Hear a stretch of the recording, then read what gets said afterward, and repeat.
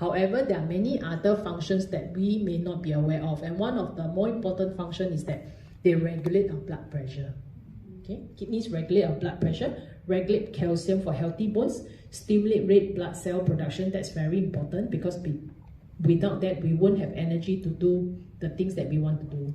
Okay, maintain fluid and electrolyte balance, and then maintain acid balance.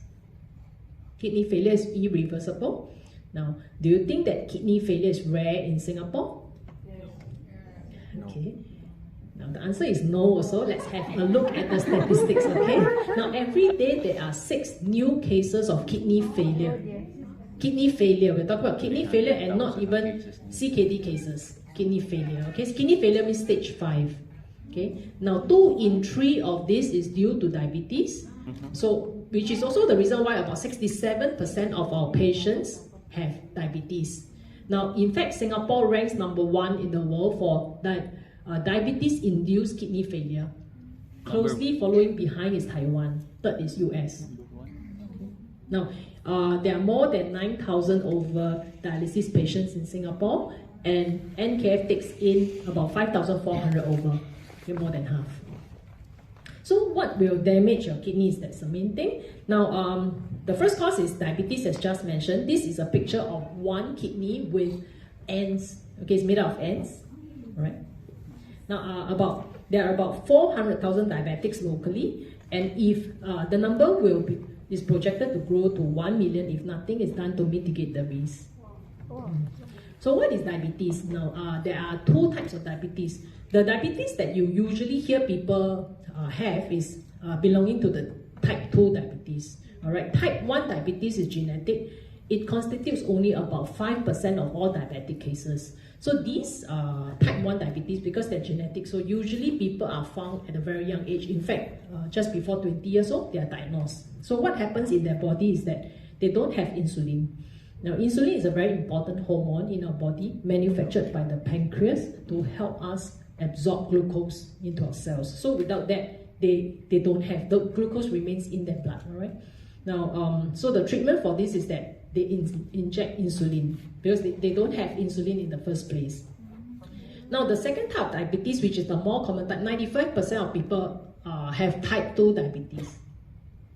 Type 2 diabetes happen as a result of diet and lifestyle. So they are usually diagnosed at a much later age, maybe 50s, 60s, or sometimes even just under 40. So in this case, they have insulin, however, the body is less sensitive for the insulin, so it's not able to make use of it.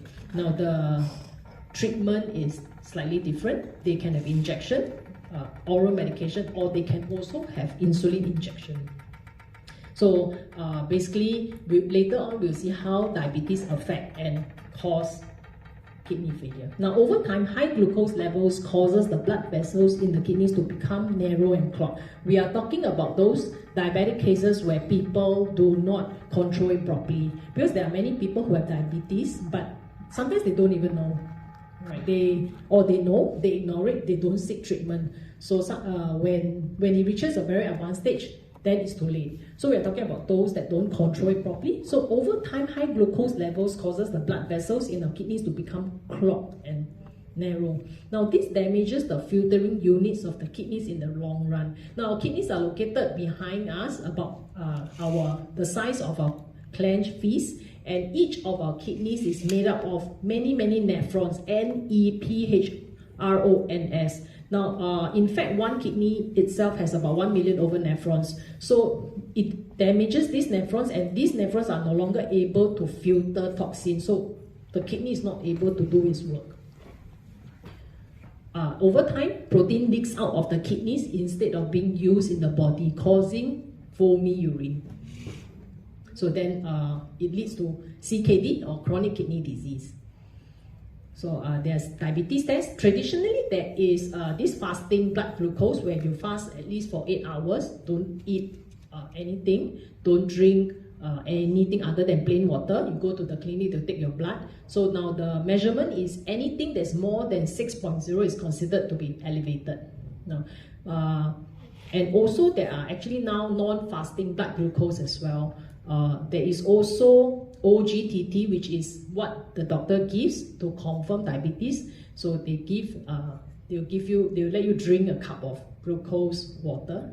Then after that, they'll measure every 2 hours. Now the threshold for this is slightly different. Anything more than 7.8 is considered elevated. However, when you go to the clinic for tests, you all don't have to be bothered with all these numbers, because these, yeah, don't be stressed with all these numbers, because these are actually the job of the doctors or the nurses to take note, and then they will monitor over time and let you know.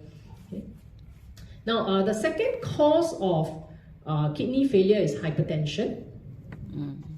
Hypertension is also known as high blood pressure. Now, high blood pressure happens when the blood flows through the blood vessels at a higher pressure than normal. So imagine it does this every heartbeat, right? Every heartbeat, 24 hours a day, 7 days a week. So of course, over time, it damages the blood vessels as well. So what is blood pressure? Now, normal blood pressure, usually normal blood pressure is 120/80. However, again, doctor will also decide what is best for each individual.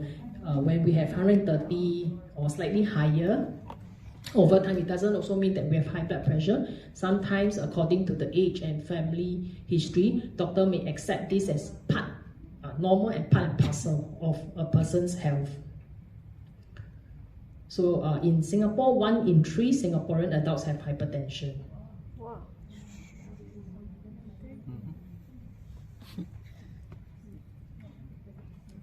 Okay, so how does hypertension affect our kidneys? High blood pressure will cause damage to our vessel walls. Vessel walls is blood vessel walls due to the high pressure exerted on our vessels. Now, hypertension and high blood pressure, they are the same thing. They are used interchangeably. Then, when the blood vessels are damaged, it stops providing oxygen and nutrients to our kidneys. Hence, our kidneys will start to lose its functioning abilities. And as a result, fluid and toxin waste will start to accumulate in our body. So just now I mentioned that one of the main functions of kidney is to regulate blood pressure, right? So when blood pressure happens, and again, we are talking about those who doesn't treat it properly, and it causes kidney failure. Then when there's kidney failure, in turn, it causes poor blood pressure. So it becomes a vicious cycle, which is why 97% of our patients have high blood pressure. So it means that even if they didn't have high blood pressure in the first place, maybe their kidney failure is due to other reasons, for example, diabetes, eventually they may also develop high blood pressure. So these are the risk factors. Are you at risk? Now, first of all, if you have a very high BMI, BMI is, how do you get your BMI? Is weight divided by the square of your height in meters. Okay, anything above 23 kilogram per meter square is considered at risk. Pre-existing conditions such as diabetes and hypertension, and especially those who don't control it properly. Smoking, long-term consumption of painkillers, and also family history. So if you want to find out more, you can go up to our website. There are many more information besides risk factors. So do you think that back pain is a sign of kidney failure? No. Yes? Okay. I hope no. No. Actually, no. A lot of people answer yes, because back pain can be due to many factors. For example, kidney infection, kidney stones, or other conditions such as sitting posture, sleeping posture. Or for me, if I sit for long hours, like more than 8 hours, I do get back pain as well. So I need to walk every now and then and stand. Okay, so whenever we have anything, don't self-diagnose. Don't go up to the Google, type in the symptoms, and then self-diagnose, or worse, self-medicate. All right. So if in doubt and the pain persists, visit a doctor, consult a doctor, okay, to find out the reason. Symptoms of CKD, chronic kidney disease. Now, the first stage, there are actually not many clear signs, which is why when people find out that they have CKD, it is usually already in the middle stage, which is stage 3. So, no clear signs, but however, there may be possible bubbles in the urine or blood in the urine. But this blood in the urine is not what we think. It's not like the whole toilet bowl is red. It is actually probably naked to is not visible to the naked eye. It has to be sent to the lab for analysis. Okay, then you can see the specks of blood. Maybe if you're very observant, then you can see. As for the foamy bubbles, right, in the urine. Again, there are people who ask, so I also have foamy bubbles. Does that mean that I have CKD? Now, if your bubbles burst in a while, then that's fine. We are talking about those very stubborn bubbles, like maybe beer bubbles that don't go away, and then you see a lot of them. Yeah, foamy white bubbles. These are the ones.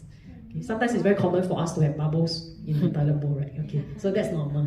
Okay, so mid stage, loss of appetite, swelling because they already have very little urine output, so the water remains in the body, and fatigue. Of course, fatigue because a lot of toxins are inside the body, or they feel very tired. Loss of appetite. Then in the late stage, they would also, of course, have all of the earlier symptoms, including difficulty breathing, loss of diarrhea, ammonia breath. Ammonia breath means bad breath, bad mouth breath, okay, bad breath. Then nausea, vomiting, anemia, and the worst case scenario is that they lose their consciousness and they faint, they lose their consciousness, and then they have to end up in the hospital emergency department. So there are patients of us who end up in the emergency department, and then they find that they have kidney failure. They start dialysis immediately, emergency dialysis. Yeah. So just like diabetes and hypertension, there is also kidney screening test. So when you go to the clinic, if they want to test you for your kidney profile function, there are two things that they'll do. One is the urine test, then the other one is the blood test. So we should take the teaspoon is the small one, Three? Actually, it's only 5. Okay, so 5 is 25 grams. Okay, so imagine you're drinking a can of Coke. Want to guess how many teaspoons is in a can of Coke? 15. 15? 6? It's actually 7. So if you drink that can of Coke, that means the whole day you don't need to eat sugar or drink sugar anymore. Sugar in your food, your carbohydrates also have sugars. So try not to exceed the 5 teaspoons, but it's very hard. Average Singaporean is 12.5 teaspoons. So we are still working on that. So cut down on your sugar is very important, like beer, everything, right? You want to know how much sugar you need? Check the nutrition label. Okay, so flip to the nutrition label, look at the per serving. Okay, so if you want to compare products which have a lower in sugar, you compare the per 100 gram, that column. Okay, so if you want to check how much is in that can, you check per serving. Okay, so per serving, that means the can have 7 teaspoons of what you will be able to see. 5 grams for 1 teaspoon. Okay, so you just divide that way, you'll be able to know how much is in that can of drinks. Okay, so try to cut down on that. You all drink bubble teas? Yeah. Okay. Canned juice also. Yes. So those juices that is in the supermarket, right, also have high sugars. How about 100 plus? 100 plus. Okay, if you exercise, it will be a good beverage. Okay, but if you don't exercise, don't drink too much.